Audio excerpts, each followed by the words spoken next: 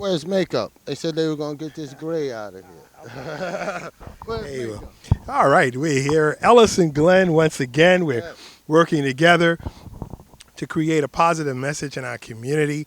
What's important is to be able to identify the facts that the problems that we're having with crime and the problems that we're having with people not being able to stabilize their lifestyles is because of a health issue. It's definitely valuable for us to be able to represent the true qualities of what's necessary to really change what's going on in our community. United for Peace is an effort that we're developing here together, Yes. Minister Ellis, and it's so important because Enough is Enough has done a really ambitious job of informing people and making them aware of the situations that are going on in the community. But we have some positive things happening, and what we want to do is begin to emphasize the great things that are happening here in Newark. And Absolutely. what you and I are doing is something very beneficial. Absolutely. And that's the good thing about collaborative working together. That's the good thing about networking and working together. And it's a good thing about creating projects and working together. Just recently, I've decided to pass the torch with Enough is Enough Coalition, but I've created another community based project which is called Enough of the Violence. Okay. And with Enough of the Violence, we're going to be doing more of activity and events like what we're doing. This project that we have here with the Global Tennis Alliance is something that can really help to shape the minds of our young people. It can reinforce positivity in their lives, and it can also help them with some history. I'm just going to go with four names that's made it big in tennis. And if our young people knew more about these four people, it could help them in many ways. That's Althea Gibson, that's Venus and Serena Williams and Arthur Ashe. All four of them made and left a great impact in the tennis world. And Venus and Serena is just phenomenal, beyond measure tennis. And so we have to get more of our young people excited about tennis. It's a great way of exercising. You know, we come out and we play and we sweat and we burn off calories and we do what we do because we're in good shape. And so if we can use tennis to help to get people in better shape, that's a good thing. If we can use tennis to teach young people about tennis, so 20 years from now, just imagine if 20 years from now, some young man or some young girl who came through the Global Tennis Alliance collaborative project becomes the next Venus Williams or Althea Gibson or Arthur Ashe. Right from something that we started, a little project where we seen a need. And that's the great thing about what you do, Herb, and what we do as a collaborative effort. We see a need, and then we go out and we try to address the need. And we don't make excuses up for the need, but we go and we give of our time to help to make a difference. So I'm excited about the projects that we work on together, a collaboration, and we need more people collaborating, and we can help to solve a lot of the problems in our community Yeah. through collaboration. And, just really piggybacking off of the idea of collaborating, we're here now in Westside Park and developing a positive and a partnership relationship with United Community Corporation, which manages the park for Essex County. Um, and it's a county park. It's a beautiful park. And it's a place where we have in our community that we can be able to develop some really positive images. The Global Tennis Alliance is a mindset of different ideas that are going to culminate into an existence of doing whatever we can to get that next tennis pro coming out of this park. Absolutely. And we want to develop it in a very positive way. Minister Ellis and I are committed to being here every Saturday to work on our tennis skills and Yeah. get some PE in, some physical education in, and some of the really wonderful things that we can be able to develop in this kind of an environment. Peaceful environments, environments that really give the kind of encouragement to our young folk to know that there are other avenues of success that they can be able to take advantage of. And you know, it's interesting that you talk about tennis. Tennis is a sport which has pretty much the same types of disciplines that any sport: basketball, football, baseball, hockey. Uh, a lot of people are getting their kids into soccer, but the disciplines that have the effect of being able to create a way in which your child or yourself can be able to benefit from it is very similar. We don't do that much different. But when you really work on your technique and you begin to learn the skills that it is to play this game, then you begin to find out how to appreciate it and what are the values that can be considered. Let's look at what's happening. Before Arthur Ashe passed on, he created a program with the United States Tennis Association that educated people to know that it's not just about sports and entertainment, but it's about education. And so what he did was he created a program called the National Junior Tennis and Learning Program, which educates kids and teaches them tennis at the same time while you develop them into having the kind of skills to become champions.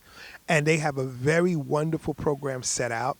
And Minister Ellis and myself have involved ourselves in the program where we are learning to be coaches and learning how to be able to play the game ourselves so that we can effectively do what we can to encourage the next champion. You know, these people, when we talk about Serena and Williams and her sister Venus, they're making millions of dollars at this game.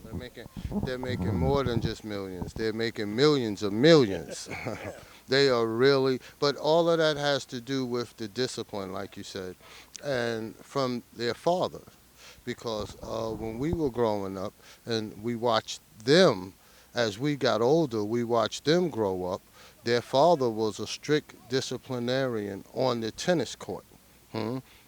He made sure that they learned the game before they became anything. You had to learn the game under him. And so the good thing is we're teaching children the game. And most of our young people, you know, in tennis, there's what is called a backhand. And most of our young people, the only backhand they know is the backhand from their parents, huh? Their mother giving them the backhand. But we're going to teach them how to play tennis and use a backhand. And that's something that they can pass on to their children. And that's the importance of what we're doing.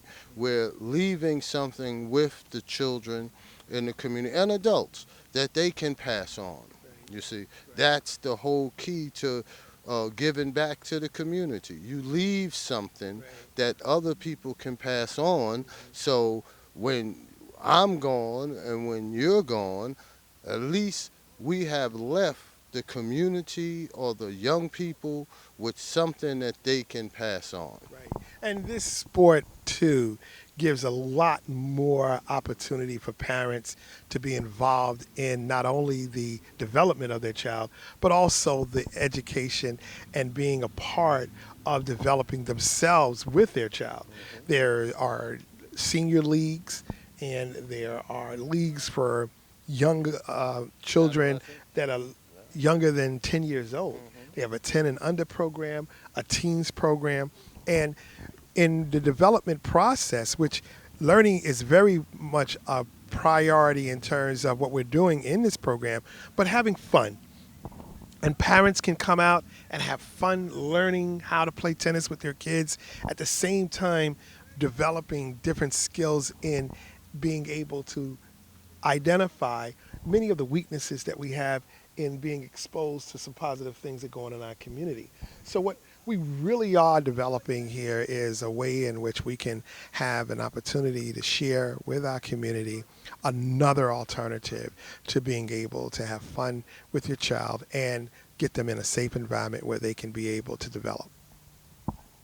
Well, we know that every moment is a teachable moment, and we cannot miss any opportunity to teach.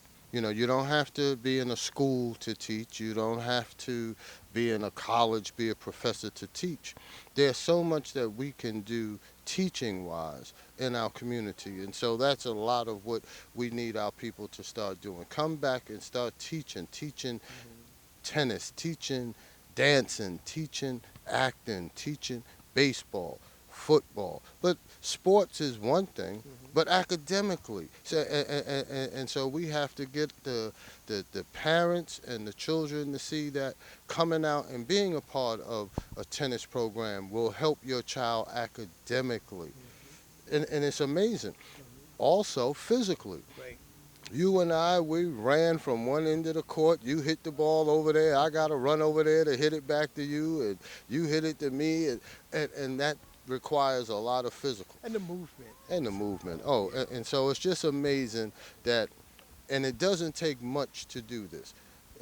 And here's the main part: the court is already here, Yeah. so we don't have to buy a tennis That's court. right. Huh? The rackets and the Equipment is balls we not have, that- the equipment It's we not have. that expensive, but we do have equipment for people who are interested. Absolutely. So we just need more people to get involved, and we need more people to see that there's a whole lot of things or activities that we can do, and people need to stop crying and complaining. I can't find nothing for my child to do, and this league won't accept my child. There's a whole Yeah. lot Of other opportunities. opportunities. That are available. Absolutely. Basketball, football, and baseball are not the only places that Absolutely. a child can be able to learn a good sport, a good technique, Tennis. and to make some good money. You know, one of the things that I also wanted to make sure that people were aware of, Minister Ellis, is the outreach effort that you are developing in entertainment. You're putting together a play, and I want people to be able to identify and understand exactly the value of that and when we're going to be presenting it. Yes, we have a play, like I said, we're doing now. It's called, the organization that we're starting now is called Enough of the Violence. And through the Enough of the Violence project, we have entertainment, and we have a play that I wrote. It's called Up Against the Wall. This is the second play that I've written. The first one was called From Gangs to Glory. But Up Against the Wall is a play that we're going to be performing September 19th at Emmanuel Missionary Baptist Church in the South Ward. And it's a play is about educating our people about police brutality. Let's talk about that for a minute. Right now, we see every day on the news, people send you stuff on your Facebook page about this person being shot by the police or this person dying at the hands of the police. And so there's a lot of aggressive policing going on. There's a lot of police brutality going on in many states. And I'm not saying all the police are bad. My daughter is a police officer.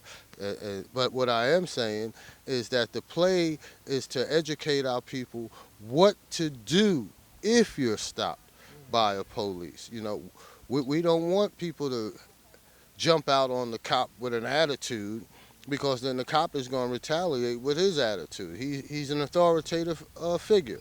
And so a lot of times people have an attitude, the police stop them and tell them, get up against the wall. And so what we're doing is we have a play, it's called Up Against the Wall, and it's to educate, again, and to raise the level of awareness with our people in the community what not to do. That way you won't be a statistic. You won't be one of the young people that the police shot or beat down. So the play is a phenomenal play, Up Against the Wall. The scenes that we created are actual scenes that situations happen, just like Sandra Bland. The police stops her, and she doesn't get out the car in, I guess, the timely fashion the way the police wanted. He arrests her. 3 days later, she dies. A young lady in the Bronx, in Mount Vernon. The police put her in the cell, and she died. And so my thing and what we're trying to do with the play is to keep more people out of the hands of the police. You see, it's not cool to be a thug or a gangster.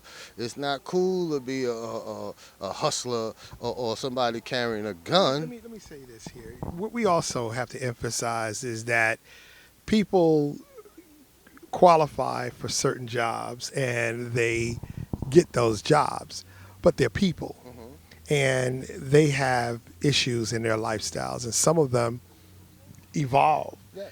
into mental instabilities. Absolutely. There is nothing right about brutalizing a person simply because you're an officer.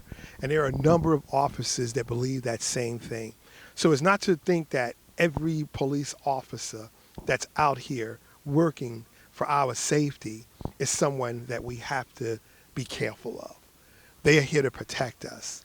But we have to be real in making sure that people understand that there are people who have issues that we do not have an opportunity to identify with until it occurs.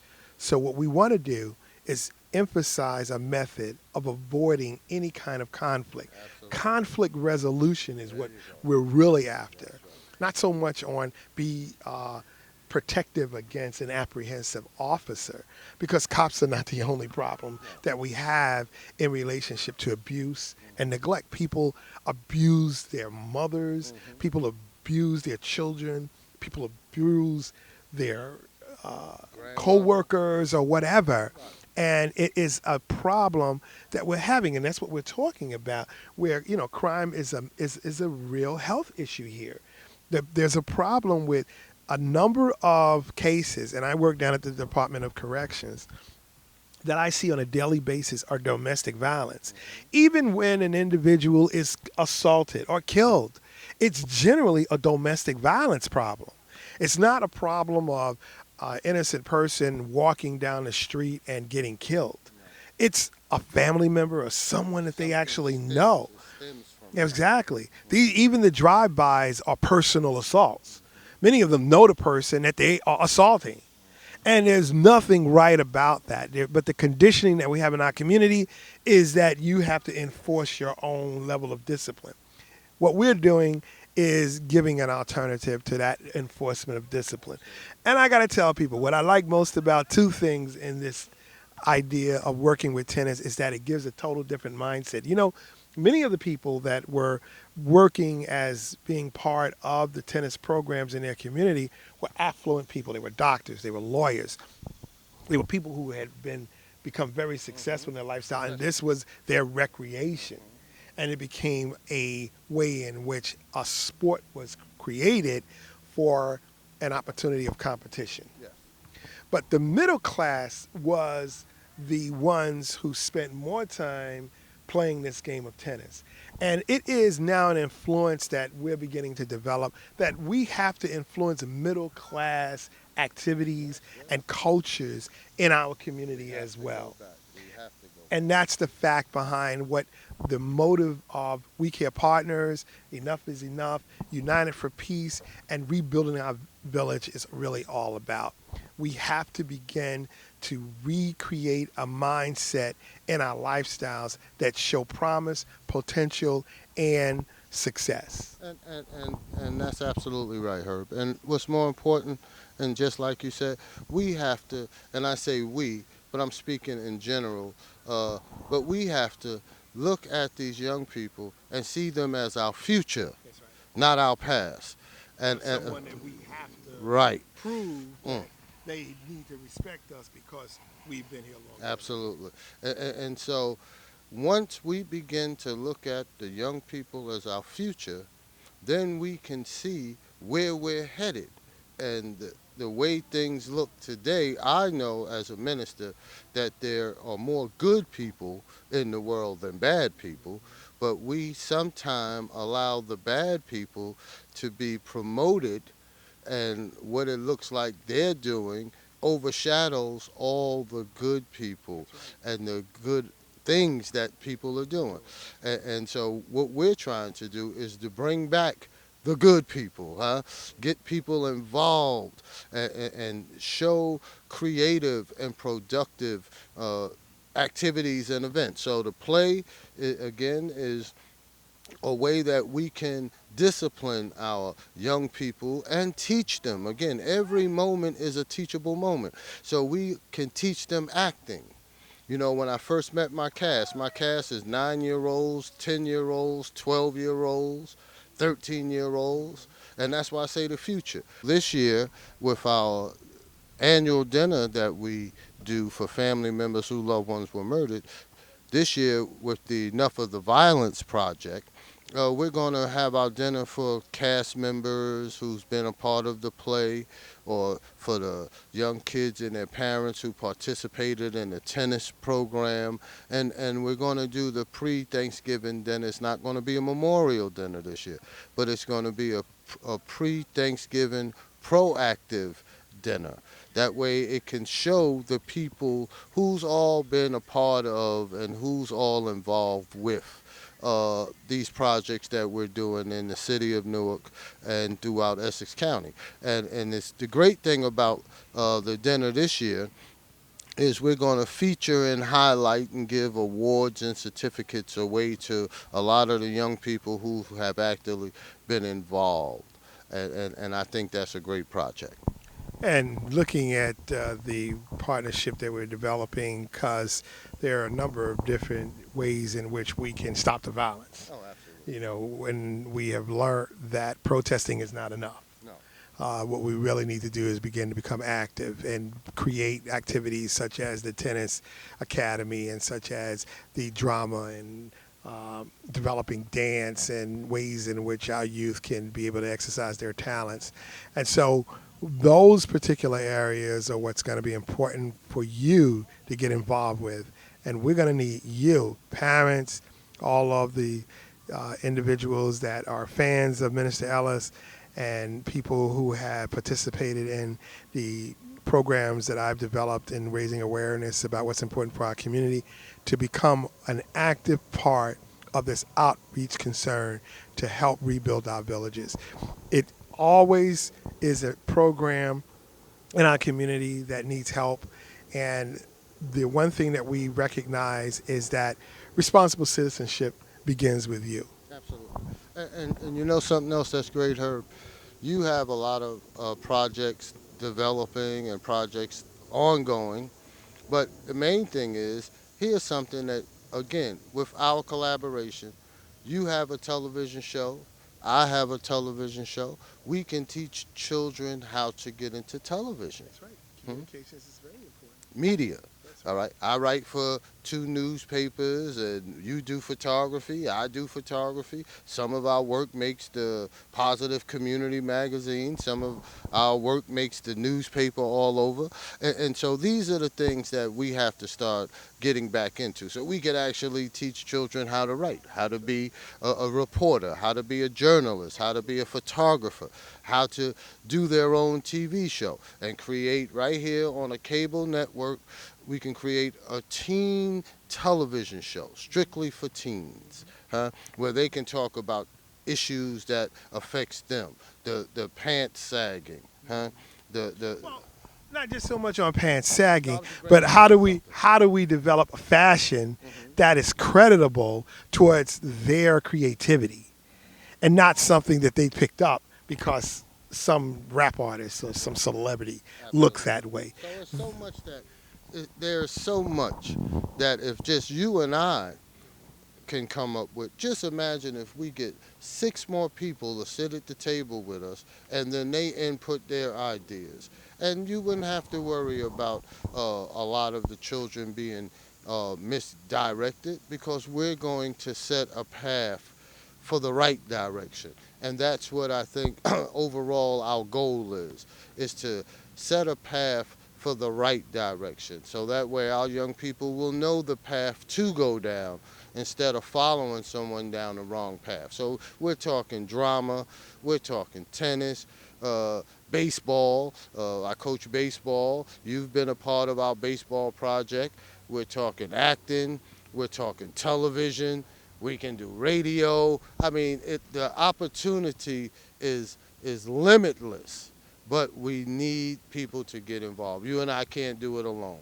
And so we're asking people to who view this, contact Herb, contact myself. What's your number? My number is 973-517-9129. Or you can email me. My email address is enough-of-the-violence@yahoo. And that's the campaign we're trying to say. You know, enough of it. But it's not just enough to say enough of it. You have to do something. You have to do something. So I'm just so excited about our collaboration again because we're doing something. We're not just sitting back and talking, but we're actually doing something. And so we want to leave you with the promise that we're going to be committed to being involved with finding new ways to recreate the village that we have lost and to show a promise for a future. And our children are going to be the prime example of the progress that we create. But we can't do it without you. And so Minister Ellis and I, Ellis and Glenn, we will be making these presentations continuously. Every Saturday, we're going to be doing a free clinic here at Westside Park on the tennis court. We're going to be doing our live show here, and we definitely need you to be here. Be here. We need you. We need your support. Your support can make all the difference in the community, not just the world, in the community. Together, we can all make the difference. Let's go to work. Thank you, Minister Ellis. Thank you. I'll talk to you later. Beautiful. All right. And I'll see you later.